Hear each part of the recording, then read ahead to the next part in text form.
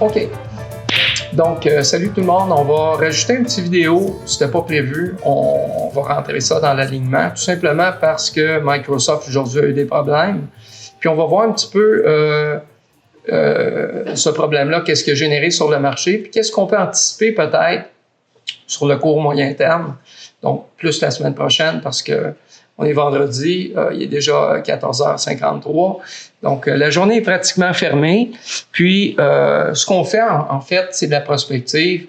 On va observer, discuter à propos de différents scénarios. Ce qu'on veut, c'est d'être prêt, d'avoir cette souplesse mentale-là qui va nous permettre, dès l'ouverture des marchés la semaine prochaine, peut-être de prendre des meilleures décisions. Donc, les premières considérations vont être des considérations générales. On va aller voir notre screen, OK, notre graphique. Et votre titre ici est en super progression. C'est comme évident, depuis 2023, Microsoft est en progression. Ça fait aucun doute. Et puis, on pourrait même dire qu'on est dans un channel haussier ascendant. OK, on va essayer de le mettre le plus précisément, là. De ne pas faire ça n'importe comment.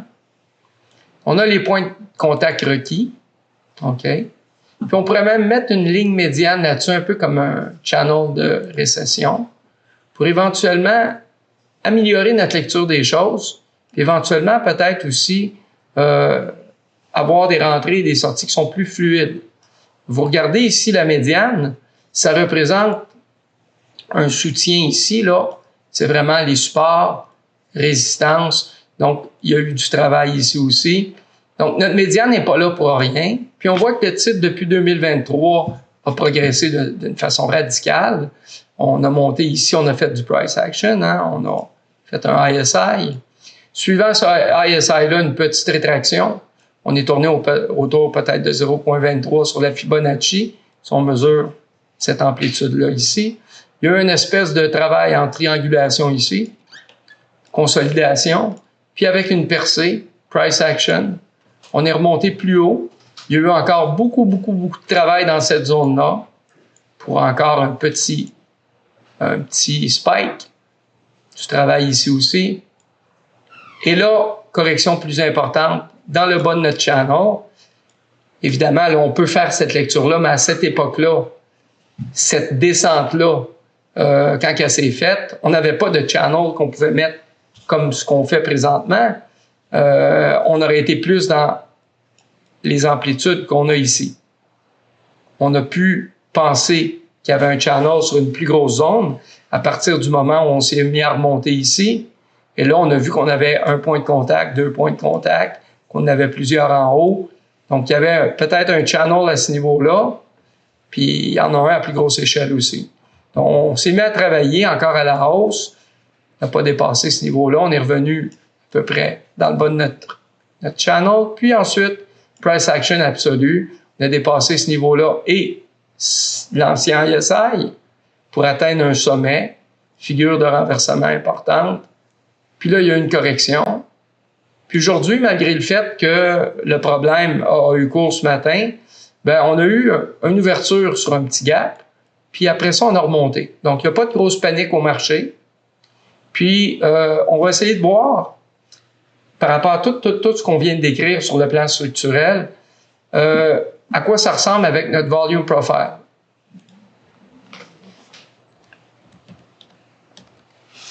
Donc, je prends mon visible range. On voit que mon point of control s'est effectué dans cette zone-là ici. Donc, depuis 2023, là, on a dépassé, on est de travail au-dessus de notre point of control. Il y a eu d'autres zones où il y a eu du développement de la valeur qui s'est fait. On est dans une progression, mais le point of control n'a pas encore changé de niveau. OK? Et là, actuellement, la zone dans laquelle on se situe, si on prend tout ce niveau-là ici, parce qu'on travaille à ce niveau-là, on est dans une zone où il n'y a pas eu encore beaucoup d'échanges. Il y a une correction qui se fait ici. On a dépassé la médiane, la ligne médiane. Et puis, on est on est assez près quand même du lowest low de notre channel. on va regarder quelque chose. Donc, le lowest low de notre channel, on va le remettre.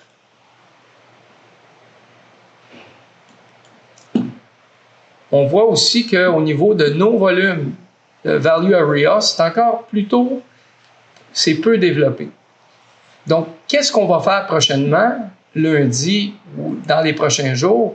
C'est difficile à évaluer. Bon, on est à un niveau ici, une ancienne résistance qui est devenue un support. Et c'est tout à fait pensable que le titre, dès lundi, progresse ou éventuellement qu'il y ait une cassure de ce niveau-là, qu'on vienne tester le bas du range ici ou même qu'on vienne travailler peut-être dans ces niveaux-là ici. Tout ça est possible. Ce qui va nous aider à prendre notre décision, ça va être d'avoir une bonne lecture sur les volumes, sur les volatilités, puis prendre en considération différents scénarios, puis d'être prêt à travailler correctement en fonction de ce qu'on établit aujourd'hui. Donc, vous voyez aujourd'hui, là, le marché n'a réellement pas pris de panique, mais si le problème perdure la semaine prochaine, bien, ça pourrait amener un lag sur le prix. C'est évident. Microsoft, c'est une compagnie solide, il n'y a pas de doute au niveau des fondamentaux. Si jamais on fait une cassure dans les prochains jours, pas nécessairement lundi, mais dans les prochains jours, si on brise la fameuse ligne jaune ici, bien, vous pourriez utiliser le box développé par Yann pour gérer votre déclin. Donc, à ce moment-là, si jamais on fait une brisure de ce niveau-là et que les volumes sont au rendez-vous, c'est-à-dire qu'on est au-dessus des volumes normaux en début de journée, bien, il y a fort à parier qu'il y ait une descente. Et s'il y a une descente, on risque sur le court terme, pendant 1, 2 ou 3 journées, peu importe, de venir toucher le niveau 50% ici. Donc, si on brise ce niveau-là ici, puis qu'on a les bons indicateurs, dont les volumes, il y a fort à parier qu'on vienne tester ce niveau-là ici. Donc, quelqu'un qui veut trader un calendar spread, qui est dans les options, peut tout à fait se servir de cette cassure-là pour éventuellement lancer ses positions. Si jamais lundi on remonte, je reste quand même persuadé qu'on n'atteindra pas ce ISI-là. Les chances pour moi sont plus qu'on remonte puis qu'on redescende, peut-être à ce niveau-ci ou plus bas. OK? C'est plus le scénario dominant que j'entrevois. On démarre la semaine, on part un petit peu à la hausse, mais le mouvement est freiné. La correction se poursuit parce qu'on est dans une correction ici. C'est une correction qui est saine. Ça n'a pas à voir nécessairement avec la problématique de Microsoft. Mais c'est sûr que si les problèmes perdurent, là, ça va s'adjoindre. Ça va devenir une espèce d'addition d'insatisfaction et de correction naturelle. Puis à ce moment-là, bon, on pourrait redescendre un petit peu. Si on vient travailler, si on vient briser clairement ce niveau-ci, on risque de travailler dans cette zone de travail-là. Puis dans cette zone-là, viser 50% de cette rétraction-là, ça fait sens. C'est quand même une rétraction importante parce qu'on parle d'à peu près, plus ou moins, on est à 4%. Donc, quelqu'un qui fait du petit swing avec des options, trader sur 1 ou 2 journées, ça peut être super intéressant à ce niveau-là. Pour ceux qui sont dans les actions aussi, évidemment, c'est quelque chose qui est valable. On va regarder les volumes maintenant. On va prendre les volumes réguliers.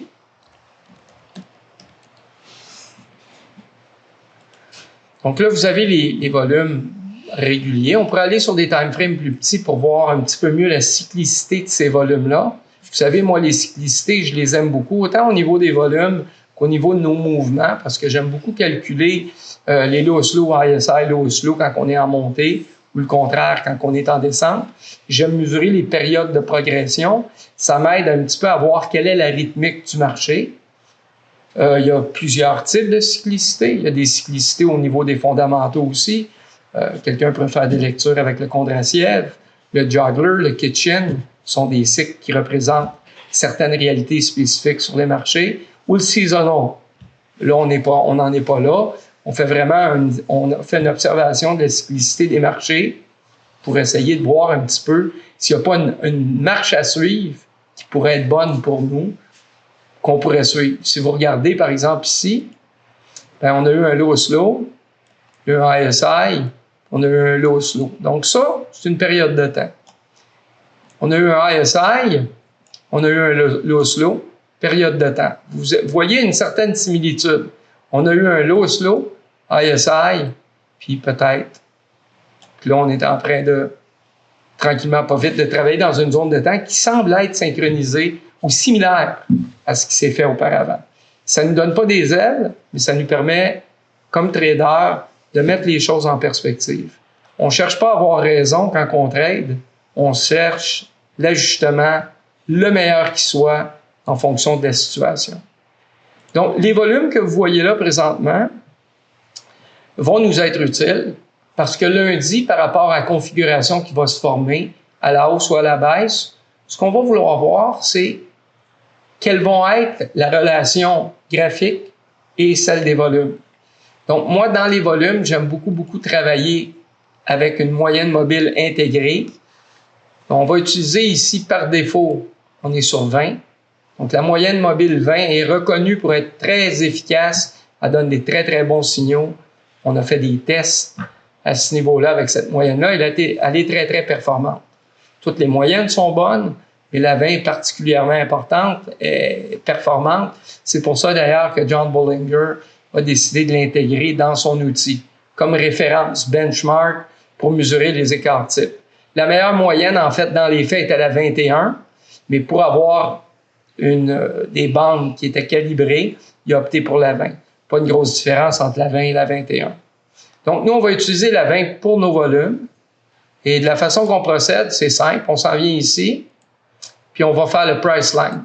Donc, vous voyez que là, j'ai une ligne verte qui vient d'apparaître. Et ça, ce que ça me dit, c'est que mes volumes, maintenant, j'ai la moyenne des prix pour les 20 derniers jours standardisés. Donc, quand je suis en haut de ça, comme aujourd'hui, on est aux moyennes, on est juste sur la moyenne, on n'est pas au-dessus. Donc, moi, ce que je veux, c'est quand il va se produire des mouvements, essayer de faire la lecture entre les mouvements eux-mêmes puis ce qui se passe au niveau de nos volumes. Puis, je peux mettre aussi des volumes réguliers. Donc là, vous voyez ma ligne bleue qui apparaît. Et je peux travailler avec ces deux moyennes-là pour avoir une meilleure prise, meilleure compréhension sur ce qui se passe entre mon graphique et les volumes eux-mêmes. Si vous remarquez, quand on a fait des grandes descentes, on va remettre nos espèces. Premièrement, je vais enlever mes petits dessins. On va remettre notre fameux range. En fait, je vais mettre un range de régression direct. C'est encore plus simple. OK? Donc, à chaque fois qu'on est venu percuter le bas, OK, comme ici, ça a été le cas, ici, ici, ici, puis peut-être ici, on a eu, au niveau de nos volumes, on était très en haut de nos moyennes. Donc ça, c'est un critère, moi, que je pourrais retenir pour m'aider dans ma prise de décision, advenant que lundi, on perce ou pas. Parce qu'évidemment, on peut aussi trader un renversement, figure de renversement lundi, on monte en haut de ce niveau-ci, puis on a un spike de volume. Donc, ça deviendrait un indicateur intéressant pour peut-être prendre position. Si lundi, il y a un bounce sur ce niveau-là, merci, bonsoir, on peut tout à fait prendre position si on a des volumes intéressants et qu'on a une configuration intéressante puis qu'on semble rebondir sur ce niveau-là, qu'on semble poursuivre le mouvement. Ça ne veut pas dire que ça va se maintenir puis qu'on va aller faire du price action puis qu'on va battre l'ancien ISI.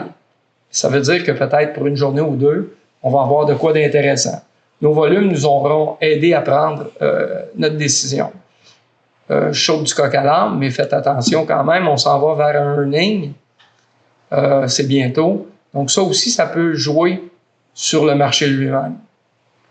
Une fois qu'on a fait ça, on va essayer de prendre en considération les volatilités.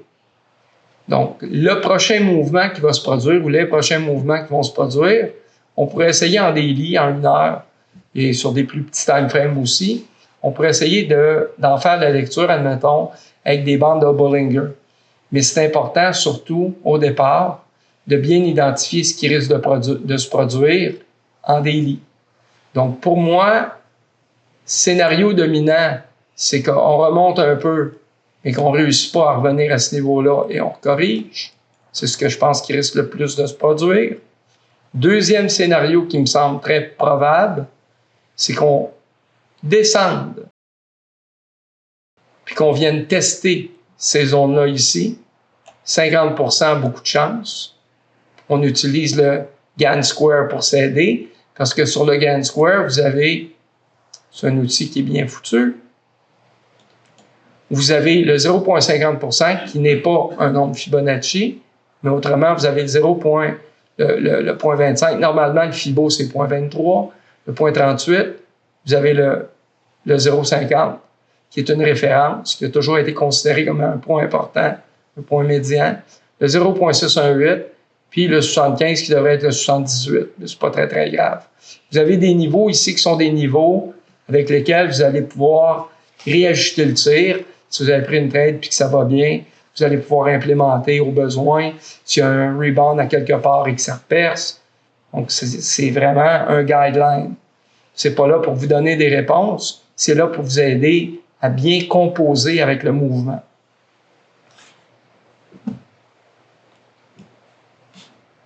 Si vous travaillez sur des time frames plus petits, par exemple, on va prendre en 30 minutes pour le fun. Aujourd'hui, il n'y a rien à faire. La journée, comme je vous dis, est pratiquement terminée. Mais dans les prochaines heures, dans les dernières heures, si on avait travaillé, par exemple, avec notre Bollinger Band,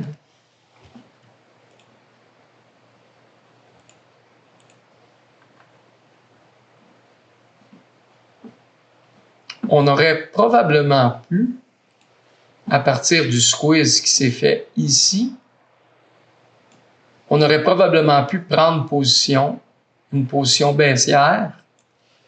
Puis, c'est pas dit qu'on aurait fait un follow-up sur le mouvement complet jusqu'à ici, mais on aurait pu probablement, par 2 ou 3 tentatives, profiter de la baisse puis des augmentations de la volatilité. Donc, l'idée, quand vous travaillez sur un marché, que vous prenez position, il faut que vous ayez une lecture qui est rationnelle, comme ce qu'on essaie d'établir. Il faut que vous planifiez les différents scénarios qui vous semblent être les plus rationnels, puis éventuellement de réajuster le tir en fonction de s'ajuster au marché lui-même. C'est pour ça que tout mettre dans un journal de bord est important, parce que vous avez déjà votre idée de départ, puis ensuite tous les micro-détails qui vont s'ajuster à ça, qui vont vous permettre d'être efficace ou pas. Donc, je vous ai donné un peu le topo, c'est ce que je pense qui risque de se produire. Je crois que Microsoft, dans les prochains jours, la tendance les chances que la correction se fasse sont grandes. C'est pas dans le béton. Et c'est pas dit que ça va se faire dès lundi. On peut tout à fait repasser par une hausse avant de rétablir cette correction-là. Mais le point, l'espèce de ligne qu'on s'est mis tout à l'heure de référence qui était notre support, notre résistance, la ligne jaune, ben ça pour moi, c'est un niveau clé. Et dès qu'on va franchir ce niveau clé-là, je vais regarder les configurations. Ensuite, ma lecture sur les volumes. Ensuite, ma lecture sur les volatilités. Puis éventuellement, je vais travailler avec une RSI, MACD, ADX, peu importe, pour essayer d'avoir le plus de réponses possible. Je vous souhaite bonne chance. S'il y a quoi que ce soit, communiquez avec nous. Merci. Merci d'être avec nous pour nos analyses hebdomadaires sur YouTube. Si vous aimez le contenu, faites-nous un thumbs up. Parlez-en à vos amis. On est aussi présentement sur Discord, c'est gratuit et on offre des analyses beaucoup plus poussées. On espère de vous revoir.